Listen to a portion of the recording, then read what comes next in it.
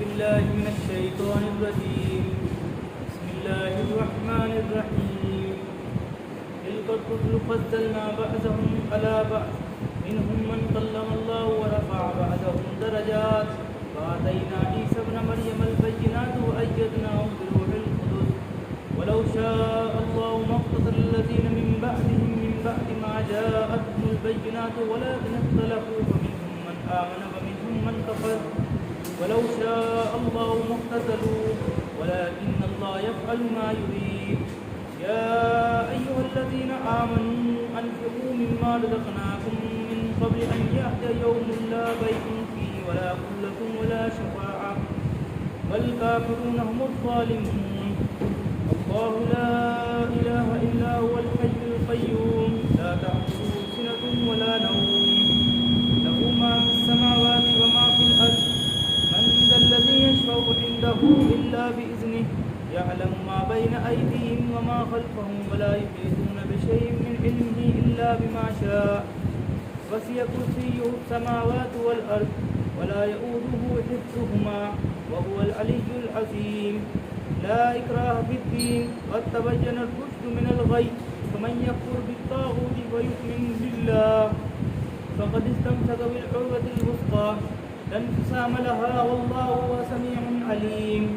الله ولي الذين آمنوا يخرجهم من الظلمات إلى النور والذين كفروا أولياءهم الطاغوت يخرجونهم من النور إلى الظلمات أولئك أصحاب النار هم فيها خالدون. ألم تر إلى الذين حاج إبراهيم في ربه أن آتاه الله الملك إذ قال إبراهيم ربي الذي يحيي ويميت قال أنا أحيي وأميت قال إبراهيم فإن الله يأتي بالشمس من المشرق فأت بها من المغرب فبهت الذي كفر والله لا يهدي القوم الظالمين. أو كالذي مر على قرية وهي خاوية على عروشها قال أنى يحيي هذه الله بعد موتها فأماته الله 100 عام ثم بعثه قال كم لبثت قال لبثت يوما أو بعد يوم قال بل لبثت 100 عام فانظر إلى طعامك وشرابك لم يتسنه فانظر إلى حمارك ولنجعلك آية للناس فانظر إلى العظام كيف ننشزها ثم نكسوها لحما فلما تبين له قال أعلم أن الله على كل شيء قدير. وإذ قال إبراهيم ربي أرني كيف تحيي الموتى قال أولم تؤمن قال بلى ولكن ليطمئن قلبي قال فخذ 4 من الطير فاصرفهن إليك ثم اجعل على كل جبل منهن جزءا ثم ادعهن إلى يأتينك سعيا واعلم أن الله عزيز حكيم.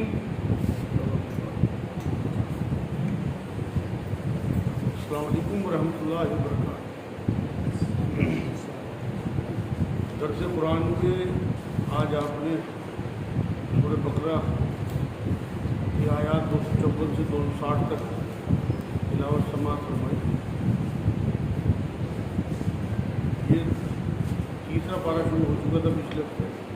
ایک آیت شروع کی پچھلے ہفتے ہو گئی تھی. قاری صاحب نے آج بھی تلاوت کی کیونکہ تیسرے پارے کی شروعات کی.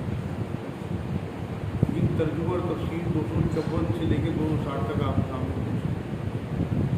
الحمدللہ رب العالمین والصلاۃ والسلام علی رسول کریم وعلی آلہ وصحبہ اجمعین اما بعد. اعوذ باللہ من الشیطان الرجیم بسم اللہ الرحمن الرحیم. رب اشرح لي صدری ويسر لي امری واحلل عقدۃ من لسانی سبحان ربک رب العزۃ عما یصفون وسلام علی اللہ کے نام سے جو بڑا مہربان نہایت رحم فرمانے والا. سورہ بقرہ آیت 254. اے ایمان والو جو ہم نے تمہیں دے رکھا ہے اس میں سے خرچ کرتے رہو اس سے پہلے کہ وہ دن آئے جس میں نہ تجارت ہے نہ دوستی نہ شفاعت اور کافر کی تعلیم ہے. یہ پہلی آیت ہے. اس میں اللہ رب العزت نے اللہ کی راہ میں خرچ کرنے کی ترغیب دلائی ہے. جو رزق اللہ نے دیا اسے موت سے پہلے اللہ کی راہ میں خرچ کرنے کی ترغیب ہے. اللہ اپنا مال اللہ کی راہ میں لگا دو, کھپا دو. موت کا آنا برحق ہے. اس میں جب ذکر آ گیا اور اس کا سب سے بڑی علامت یہی ہے کہ یہ اصلی موت نہیں ہے، اصلی زندگی یہ نہیں ہے، کیونکہ اس کی موت ہے، اس کے بعد جو زندگی ہے وہ اصلی زندگی ہے، جس کے بعد کبھی موت نہیں آئے گی۔ یہاں اللہ نے یہ کہا ہے کہ اس سے پہلے خرچ کر دو کہ وہ دن آئے جس میں نہ تجارت، نہ دوستی، نہ شفاعت، مطلب موت والا دن تمہارا۔ اور کافر ہی تعلیم ہے، اگر آخرت کی تیاری نہ کی تو ہمیں بھی عملی طور پہ کافر کہا گیا، جنہیں ظالم کہا گیا۔ اگر ہم عملی طور پہ آخرت کی تیاری نہیں کرتے تو اللہ کی نظر میں کافروں کی جماعت میں ہے۔ اس سے اگلی آیت جو ہے یہ آیت الکرسی ہے۔ یہ حضور صلی اللہ علیہ وسلم حدیث پاک سے یہ بات ملتی ہے کہ تمام آیتیں قرآن کی سردار ہے، آیتوں کی سردار مطلب اللہ کے رسول صلی اللہ علیہ وسلم سے فرمایا۔ اس عظیم آیت میں اللہ رب العزت نے 10 عظیم جملے کیے ہیں، جن میں اللہ کی ذات و صفات بڑا تعارف اس میں جامع طریقے سے اللہ نے دیا ہے اپنی ذات و صفات۔ نبی اکرم صلی اللہ علیہ وسلم ہر فرض نماز کے بعد اور رات کو بستر میں بھی آیت الکرسی کی تلاوت فرمایا کرتے تھے۔ ایک حدیث پاک میں یہ بات بھی ملتی ہے کہ نبی نے فرمایا صلی اللہ علیہ وسلم، جس نے آیت الکرسی کو معمول بنایا اس کے اور جنت کے بیچ میں صرف موت ہے۔ یہ 255 نمبر آیت ہے سورہ بقرہ کی۔ اللہ تعالیٰ ہی معبود برحق ہے، جس کے سوا کوئی معبود نہیں، مطلب کوئی حق ہی نہیں رکھتا اس بات کا کہ کوئی اور معبود ہے، جو زندہ اور سب کا تھامنے والا ہے، مطلب ہمیشہ سے خود ہی زندہ ہے صدا سے اور باقی رہنے والا ہے اور دوسروں کو زندگی دینے والا ہے۔ حدیث پاک میں یہ بات بھی آتی ہے کہ اللہ کو یا حیو یا قیوم کے حوالے سے دعا کرنے میں دعا قبول ہوتی ہے۔ سب کا تھامنے والا ہے، جسے نہ اونگ آئے نہ نیند آئے، مطلب نیند یا اونگ آنا کمزوری کی علامت ہے، تو یہ مخلوق میں تو ہو سکتی ہے، خالق میں نہیں ہو سکتی۔ ہر وقت اللہ چوکس ہے، اپنے بندوں پہ نگراں ہے، بندوں پہ توجہ رکھتا ہے، ان کی پکار سنتا ہے، ہر ٹائم تیار ہے بندوں کے لیے۔ اپنے بندہ بھول جاتا ہے اللہ کو، لیکن اللہ غافل نہیں ہوتا کبھی اپنے بندوں سے، ہر ٹائم ان کی سننے کے لیے تیار ہے۔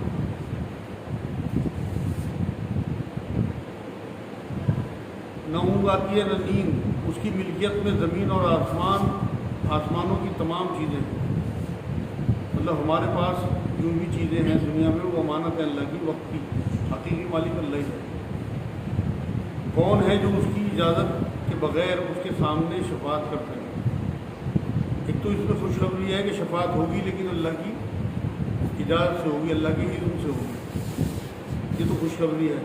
لیکن ایک یہ بھی بات ہے کہ وہاں اللہ کی مرضی کے بنا کوئی شفاعت نہیں کر سکتا کسی، یہاں تک کہ نبی اکرم صلی اللہ علیہ وسلم جو شفاعت مشہور ہے اپنی امت کے لیے، وہ بھی اللہ کے رسول صلی اللہ علیہ وسلم اللہ کی مرضی سے ہی کریں گے، ان کی اجازت سے ہی کریں گے۔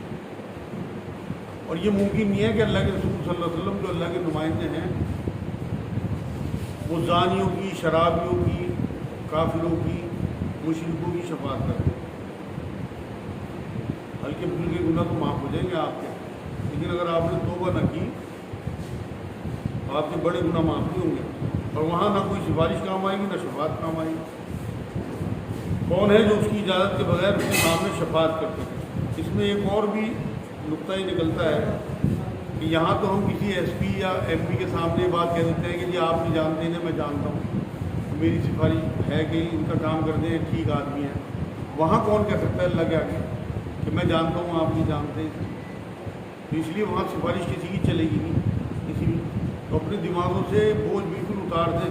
اب نبی اکرم صلی اللہ علیہ وسلم نے قریش کے لوگوں سے بات کہی، یہاں تک کہ اپنی بیٹی سے، اپنے چچا سے اور اپنی پھوپھی سے، کہ میں تمہارے وہاں کام نہیں آ سکتا، تمہارے اپنے اعمال وہاں کام آئیں گے۔ اس لیے صرف شفاعت کا جھنجھنا لیے ہوئے زندگی نہ گزاریں، یہ کھلونا دے دیا ہمارے ہاتھوں میں، یہ ٹھیک نہیں ہے بات، بلکہ اپنے عمل میں بھی نظر رکھیں کہ ہم واقعی اللہ کے رسول صلی اللہ علیہ وسلم کے کہنے پہ چلتے ہیں، اللہ کا حکم مانتے ہیں نہیں مانتے۔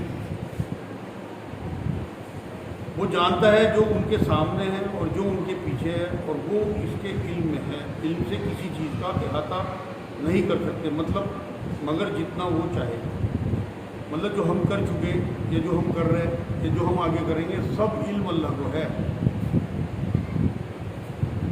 اور اس کے کے علم میں کسی چیز کا احاطہ نہیں کر سکتے اس کے علم میں سے، مطلب ہم نہیں اس کے علم کو سمجھ سکتے مگر جتنا وہ چاہے۔ اللہ رب العزت نے جب جسے جتنا چاہا علم دیا، خاص طور سے علم اپنے نبیوں کو اس نے دے کے بھیجا جو وحی کا علم ہے، جو سب سے عظیم علم ہے اللہ کے علم کے بعد، جو اس نے اپنے علم میں سے دیا، لیکن وہ بھی بہت تھوڑا ہے۔ اللہ رب العزت تمام زمین و آسمان کا علم جانتے ہیں، اس میں سے وہ جسے جتنا چاہے وہ دیتے ہیں۔ اپنے نبیوں کو دیا، اس کے بعد بھی اللہ والوں کو علم جو آپ کشف سنتے ہو، کشف ہو جاتا ہے کسی کو، تو وہ علم کا ہی حصہ ہے جو اللہ رب العزت نے انہیں عطا فرمایا، لیکن دیتا اسے ہی ہے جسے وہ چاہتا ہے، اس کی اپنی مرضی ہے، اس کے آگے کسی کی ذاتی اہمیت کوئی نہیں ہے، اس کی اپنی مرضی کا ہے سارا۔ اس کی کرسی کی وسعت نے زمین اور آسمان کو گھیر رکھا ہے۔ یہاں کرسی لفظ آیا، یہ متشابہات میں سے ہے۔ اب کیسی کرسی ہوگی؟ لوگوں نے جو ہے اس کی تفسیر میں چیزیں لکھی ہیں کہ یہ اقتدار کا معاملہ ہے، اللہ رب العزت کا اقتدار۔ اس نے ساری دنیا کو، سارے کائنات کو، ساری یونیورس کو سمو رکھا اپنے اندر۔ مطلب اس کی کرسی کے بارے میں نبی اکرم صلی اللہ علیہ وسلم کی ایک حدیث سے ملتی ہے کہ میں قسم کھا کے یہ بات کہتا ہوں کہ ساتوں زمین اور ساتوں آسمان اس کی ویلیو اس کی کرسی کے سامنے چھلے کی حیثیت رکھتی ہے۔ ایک چھلا جو انگوٹھی کا ہوتا ہے اس کی حیثیت رکھتی ہے۔ تو اس کی کرسی جو اس کا اقتدار ہے، جو اس کی بادشاہت ہے، وہ چھائی ہوئی ہے ہر طرف۔ اس نے زمین آسمان کو گھیر رکھا ہے اور اللہ تعالیٰ ان کی حفاظت سے نہ تھکتا ہے اور نہ اکتاتا ہے۔ اللہ زمین آسمان کی حفاظت ہے، اللہ کبھی نہ تھکتا ہے نہ اکتاتا ہے۔ پچھلی کتابوں میں تحریر کر دی گئی تھی کہ اللہ نے 6 دن میں کائنات بنائی اور 7ویں دن آرام کیا، تھک گیا تھا اللہ نے، امان اللہ۔ تو اللہ نے قرآن میں اس کی رد اتار دی کہ اللہ کبھی نہیں تھکتا۔ یہاں اس نے یہی بات کی ہے، نہ تھکتا ہے اور نہ اکتاتا ہے، وہ تو سب بلند اور سب سے بلند اور بہت بڑا ہے، مطلب ان سب چیزوں سے پاک ہے۔ وہ نہ تھکتا ہے، نہ کسی قسم کی کوئی اونگ اسے آتی ہے، نہ نیند آتی ہے، نہ وہ اکتاتا ہے کسی بات۔ دین یہ بھی اہم ترین آیت ہے بہت، آج یہ 256 نمبر جو آ رہی ہے، آج کے پس منظر میں سے آپ دیکھیں تو آپ کو اندازہ ہوگا دین کے بارے میں کوئی زبردستی نہیں، لا اکراہ فی الدین، مطلب کسی شخص کو مجبوراً گن پوائنٹ پہ کلمہ نہیں پڑھوایا گیا، نہ کبھی پڑھوایا گیا، نہ کسی کو مسلمان بنایا گیا، نہ بنایا جا سکتا ہے۔ اگر کوئی بناتا ہے تو وہ حرام ہے، ناجائز ہے بھی۔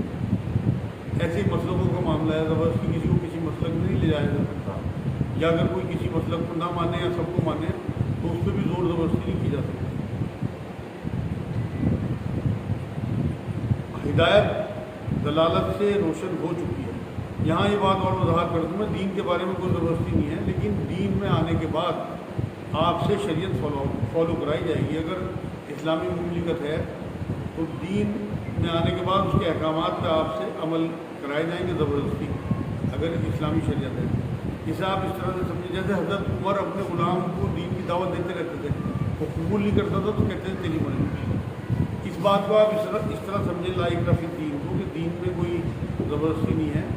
جیسے آپ نے بہت سارے اسکولوں کے ایڈورٹیزمنٹ دیکھے ہوں گے، یا کسی ادارے یا کسی آفس کا، آپ اگر وہاں ایڈمیشن دلاتے ہیں اپنے بچے کو تو آپ کو اس کے تمام قانون جو ہیں وہ فالو کرنے پڑیں گے۔ اگر آپ کے اوپر کوئی زبردستی تو ہے نہیں کہ آپ اپنے بچے کو وہاں ایڈمٹ کراؤ، لیکن اگر آپ نے ایک بار ایڈمٹ کرا دیا تو آپ کو ان کے قانون فالو کرنے پڑیں گے، ان کی ڈریس کوڈ، ان کی ٹائمنگ، ان کی تمام تر چیزیں، یہاں تک کہ ان کی کتابیں اور بیلٹ بھی آپ انہیں سے لیتے ہیں۔ اسی طرح کسی اور کمپنی جیسے آپ ریلائنس کی کوئی اپلائی کرتے ہیں اور آپ کو وہاں کے قانون پسند آئیں گے، آپ نے اپلائی کیا، جاب آپ نے لی، تو آپ ان قانون کو فالو کرو گے، ادروائز وہ زبردستی تو کر نہیں رہا آپ کے اوپر کہ آپ ہمارے یہاں جاب کرو۔ اسی طرح سے بس دین کا معاملہ ہے، کوئی زبردستی دین میں نہیں ہے، لیکن ایک بار دین میں داخل ہونے کے بعد پھر آپ سے جو ہے وہ فالو کرایا جائے گا دین۔ آپ یہ دیکھیں کہ نبی اکرم صلی اللہ علیہ وسلم نے کیا بات فرمائی، 7 سال کے بچے کو نماز پڑھاؤ، 10 سال کا نہ پڑھے تو اس کی پٹائی کرو، مطلب اس پہ سختی کرو۔ سختی اسلام میں ہے، لیکن داخل ہونے کے بعد، داخل ہونے سے پہلے کوئی سختی نہیں۔ ہدایت دلالت سے روشن ہو چکی ہے، مطلب ہدایت نفع بخش علم ہے جو رہنمائی کرتا ہے۔ اللہ نے ہر طرح کی زندگی کے لیے رہنمائی بھیجی اور ہر گمراہی کے مقابلے میں رہنمائی بھیجی۔ ہمیں زندگی گزارنے کا پورا طریقہ قرآن دیتا ہے اور احادیث سے ملتا ہے۔ ملتا ہے۔ اس لیے جو شخص اللہ تعالیٰ کے سوا دوسرے معبودوں کا انکار کر کے اللہ پر ایمان لائے، اس نے مضبوط کڑے کو تھام لیا۔ مطلب ایک بار توبہ کر کے اگر اللہ کے اوپر ایمان لے آیا تو لازمی بات ہے اس نے ایک ایسا کڑا تھام لیا کہ جو کبھی اس سے چھوٹے گا نہیں، ایک ایسا سہارا جو کبھی نہیں ٹوٹتا۔ اللہ رب العزت کے ایمان لانے کے بعد جو اس میں مطلب بالکل بدل نہ ہو، پھر دوبارہ کشمکش میں نہ آئے، ایمان میں آنے کے بعد بڑھتا چلا جائے، تو اس کا سہارا کبھی اللہ توڑتے نہیں، اپنے ساتھ لے کے چلتے ہیں۔ مگر اس کے لیے بہت ضروری ہے طاغوت کا انکار۔ اس لفظ یہ جو معبودوں کا انکار ہے، اس کے لیے طاغوت لفظ آیا، اور حضرت عمر کہتے تھے کہ شیطان ہی طاغوت ہے۔ طاغوت کا انکار ایمان کی سب سے بڑی علامت ہے۔ ہر وہ چیز جو رب کے راستے میں رکاوٹ ہو وہ طاغوت ہے، مطلب چاہے کوئی وہ اپنا باپ ہی کیوں نہ ہو، کوئی ملک ہو، کوئی ادارہ ہو، کوئی شخص ہو، کوئی بھی چیز جو اللہ کی راہ میں آپ کی رکاوٹ بنے وہ طاغوت ہے۔ یہاں اللہ رب العزت نے کہا کہ جو طاغوت کا انکار کر کے اللہ پر ایمان لائے، اس نے مضبوط کڑے کو تھام لیا جو کبھی نہ ٹوٹے گا، اور اللہ تعالیٰ سننے والا جاننے والا ہے۔ ایمان لانے والوں کا کارساز اللہ تعالیٰ خود ہے، مطلب ایمان والوں کا دوست۔ اگر ایمان لا کے بندہ اللہ کا ولی بن جاتا ہے، اور پھر اللہ اس بندے کا ولی بن جاتا ہے، اور اللہ ایسا دوست ہے جو اندھوروں سے نکال کے ہدایت کی نور کی طرف لے جاتا ہے۔ وہ آگے آ رہی ہے بات اسی آیت میں۔ ایمان لانے والوں کا کارساز اللہ تعالیٰ خود ہے، وہ انہیں اندھیروں سے روشنی کی طرف نکال لے جاتا ہے۔ کافروں کے اولیاء شیاطین ہیں، وہ انہیں روشنی سے نکال کر اندھیروں کی طرف لے جاتے ہیں۔ یہ لوگ جہنمی ہیں جو ہمیشہ اسی میں پڑے رہیں گے۔ دیکھو ایک نقطہ یہاں یہ ملتا ہے کہ یہاں روشنی لفظ آیا اور اندھیروں لفظ آیا۔ اندھیرے کے لیے قرآن میں جمع کا صیغہ آیا، مطلب اندھیروں کہا، بہت سارے اندھیرے، اور نور ہمیشہ اکیلا آیا۔ روشنی کا جو لفظ، نور کا جو لفظ آیا قرآن میں ہمیشہ اکیلا، ایسا نہیں آیا کہ بہت سارے نور۔ قرآن میں شرک بہت طرح کے بیان ہوئے، لیکن توحید ایک ہی طرح کی بیان ہوئی۔ تو روشنی سے نکلا تو ہزاروں اندھیروں کا ہو جاتا ہے انسان، مطلب توحید سے نکلا تو پتہ نہیں کیسے کیسے شرک میں مبتلا ہو جاتا ہے۔ اگر روشنی میں رہے گا تو سارے شرکوں سے بچا رہے گا۔ تو یہاں اسی بات کو کہا کہ ان کے جو دوست ہیں وہ کافروں کے وہ شیاطین ہیں، جو انہیں روشنی سے نکال کر اندھیریوں کی طرف لے جاتے ہیں، مطلب توحید سے نکال کے انہیں بہت سارے شرک میں اٹکا دیتے ہیں۔ یہ لوگ جہنمی ہیں جو ہمیشہ اسی میں پڑے رہیں گے۔ انسانی شکل میں شیطان جو انسانوں کو توحید سے ہٹاتے ہیں اور آزمائشوں میں ڈالتے ہیں۔ کیا تم یہ جو رکوع ایک پورا ہو گیا، دوسرا رکوع جو یہ آ رہا ہے سورہ بقرہ کا 258 نمبر آئے تھے، اس میں 3 قصے بیان ہوئے ہیں، اور یہ توحید کے لیے اور ایمان کے لیے بڑے جامع بیان ہیں۔ 3 قصوں میں بڑا خوبصورت۔ کیا تم نے اسے نہیں دیکھا جو سلطنت پا کر ابراہیم علیہ السلام سے اس کے رب کے بارے میں جھگڑ رہا تھا؟ نمرود بادشاہ کے بارے میں ذکر ہے، قرآن میں نام تو نہیں آیا اس کا، لیکن احادیث میں نام آیا، روایتوں میں، کہ اس نے حکومت پا کے تکبر میں آ کے جھگڑا کرنا چاہا نبی سے، ابراہیم علیہ السلام سے اس کے رب کے بارے میں جھگڑ رہا تھا۔ جب ابراہیم علیہ السلام نے کہا کہ میرا رب تو وہ ہے جو جلاتا اور مارتا ہے، مطلب زندگی دیتا ہے اور موت دیتا ہے، وہ کہنے لگا کہ میں بھی جلاتا اور مارتا ہوں۔ اس نے یہ کیا کہ 2 لوگوں کو بلایا، ایک معصوم کو اور ایک مجرم کو، جیل سے نکلوایا، اور مجرم کو معاف کر دیا، اور جو معصوم تھا اسے گردن اڑا دیا کہ میں بھی جلاتا اور مارتا ہوں۔ وہ جو ہے وہ اسے قتل کرنے کو زندگی اور موت سمجھ رہا تھا، یا چھوڑ دینے کو۔ اصل زندگی موت تو آخرت کی ہے، جس کے بارے میں ابراہیم علیہ السلام نے دھیان دلایا تھا، مگر اس کا جواب دینے کی بجائے ابراہیم علیہ السلام نے اگلا اس کے اوپر جملہ مار دیا، جس سے وہ خاموش رہ گیا اور ہکا بکا رہ گیا، جس کا قرآن میں اب ذکر آ رہا آگے۔ وہ کہنے لگا میں بھی جلاتا اور مارتا ہوں۔ ابراہیم علیہ السلام نے کہا اللہ تعالیٰ سورج کو مشرق کی طرف سے لے آتا ہے، تو اسے مغرب کی جانب سے لے آ۔ مطلب انہوں نے اس طرح کا جواب دیا کہ وہ حیران رہ گیا۔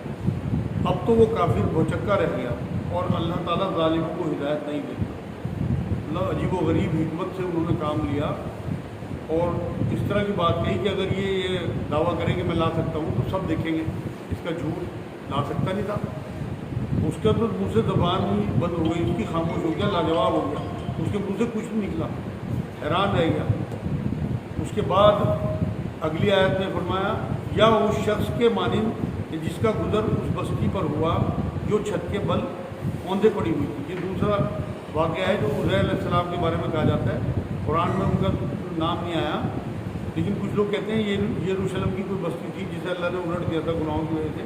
تو جب عزیر علیہ السلام کا وہاں سے گزر ہوا تو انہوں نے اس بستی کو دیکھ کے یہ بات کہی, تو اللہ رب العزت نے پھر وہی مشاہدہ انہیں کرایا. وہ سارا ذکر اس میں ہے. یا اس شخص کے مانند کہ جس کا گزر اس بستی پر ہوا جو چھت کے بل اوندے پڑی ہوئی تھی, مطلب الٹی کر دی تھی, اللہ رب العزت نے پلٹ دی تھی. وہ کہنے لگا اس کی موت کے بعد اللہ تعالیٰ اسے کس طرح زندہ کرے گا, اللہ عزت بستی جو ہے دوبارہ نہیں جی سکتی. تو اللہ تعالیٰ نے اسے مار دیا 100 سال کے لیے. پھر اسے اٹھایا, پوچھا کتنی مدت تجھ پر گزری, کہنے لگا ایک دن یا دن کا کچھ حصہ. عزیر علیہ السلام کو بھی اللہ رب العزت نے 100 سال کے لیے موت دے دی, اور ان کے ساتھ ان کا گدھا تھا, ان کا کھانا تھا, وہ سب ذکر آگے اسی آیت میں آنے والا ہے. تو وہاں 100 سال کے لیے انہیں موت کی سلا دیا, مطلب ایک حساب سے. جیسے آپ نے سورہ کہف میں سنا تھا اصحاب کہف کے بارے میں کہ انہیں 300 سال کے لیے سلا دیا تھا. اس طرح عزیر علیہ السلام کو اللہ رب العزت نے یہاں 300 سال کے لیے 100 سال کے لیے سلا دیا. پھر اسے اٹھایا, پوچھا کتنی مدت تجھ پر گزری, کہنے لگا ایک دن یا دن کا کچھ حصہ. کھانے کے بعد 100 سال بعد ان سے پوچھا کہ آپ کتنی دیر سوتے رہے, انہوں نے ایک دن یا دن کا کچھ حصہ, مطلب تھوڑی دیر. فرمایا بلکہ تو 100 سال تک رہا. اب اللہ نے بتایا کہ 100 سال تک سوتا رہا.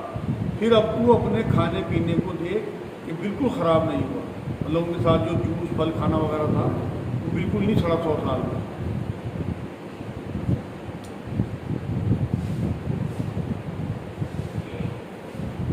بالکل خراب نہیں ہوا. اپنے گدھے کو بھی دیکھ, ہم تجھے لوگوں کے لیے ایک نشانی بناتے ہیں. مطلب یہ ہڈیوں کا پنجر بن گیا تھا گدھا 100 سال میں, اور یہاں انہوں نے کہا کہ تجھے لوگوں کے لیے نشانی بناتے ہیں. مطلب نشانی بنانے کے لیے یہ نشانی دکھا رہے ہیں یہاں آپ کو, مطلب نبی بنانا تھا انہیں عزیر علیہ السلام کو, تاکہ یہ جو یقین ہے تمہارا یہ قابل ہو جائے, تمہارے اندر پیدا ہو جائے. اللہ کے لیے کچھ بھی مشکل نہیں تھا. 100 سال کی زندگی انہیں زندگی میں سلا دیا. ان کے گدھے پہ 100 سال ایسے گزرے کہ وہ پنجر بن گیا, کھانے پہ 100 سال گزرے لیکن وہ خراب نہیں. اب آپ یہ دیکھیے کہ 3 لوگوں پہ 100 سال گزرے 3 چیزوں پہ.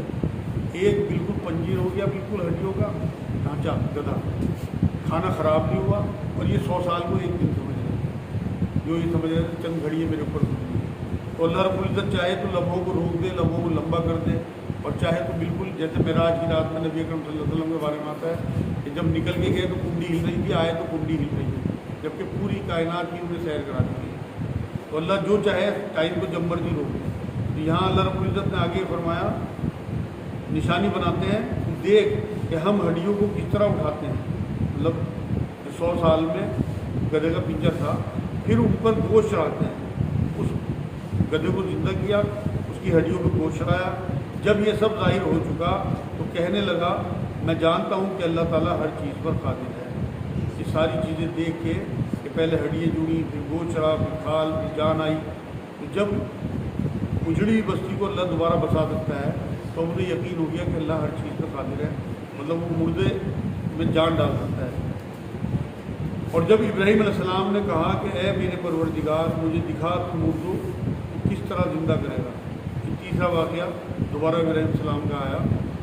انہوں نے مشاہدے کے لیے شوق میں یہ بات کہی اللہ سے کہ اللہ میں دیکھنا چاہتا ہوں کہ تم مردوں کو کس طرح سے زندہ کرے گا. مطلب اللہ کی قدرت دیکھنے کی بات کہی انہوں نے. انہیں یہ ایسا نہیں ہے کہ بے یقینی تھی, اضطراب کوئی نہیں تھا, بے چینی کوئی نہیں تھی, نہ معجزہ دیکھنے کی چاہت تھی. پچھلی آیت میں نمرود کا جو جواب دے چکے تھے وہ کہ میرا رب وہ ہے جو زندگی اور موت دیتا ہے. مطلب شک کوئی نہیں تھا, تجسس تھا. ماننا ضروری ہے مگر جان کے ماننا کا مزہ الگ ہے. کہ یہاں ایک نبی نے یہ چاہا کہ میں مشاہدہ کروں, تو جواب باری تعالیٰ نے فرمایا, جناب باری تعالیٰ نے فرمایا ان کے جواب میں, کیا تمہیں ایمان نہیں. یہ تیکھا سوال اللہ نے کیا ابراہیم علیہ السلام سے. یہ جو تم بات کر رہے ہو کہ کس طرح زندہ کرے گا مردوں کو, کیا تجھے ایمان نہیں ہے؟ جواب دیا ایمان تو ہے لیکن میرے دل کی تسکین ہو جائے گی. اللہ دل میں ایمان کی مضبوطی کے لیے, اور یہ تمام انبیاء کے ایمان کو کیا جاتا ہے جیسے ہر چیز دیکھ چکے ہوں. خود نبی اکرم صلی اللہ علیہ وسلم کو اللہ رب العزت نے معراج میں سب چیزیں دکھائیں. ابھی اس سے پہلے عزیر علیہ السلام کا ذکر آیا کہ انہوں نے اس طرح کے مشاہدے کرائے کہ ان کا ایمان جو ہے وہ پکا مضبوطی کے لیے ان کی, کیونکہ وہ آگے ایمان بانٹنے والے ہوتے ہیں نبی, تو اس لیے ان کا اپنا ایمان بہت پکا ہونا چاہیے.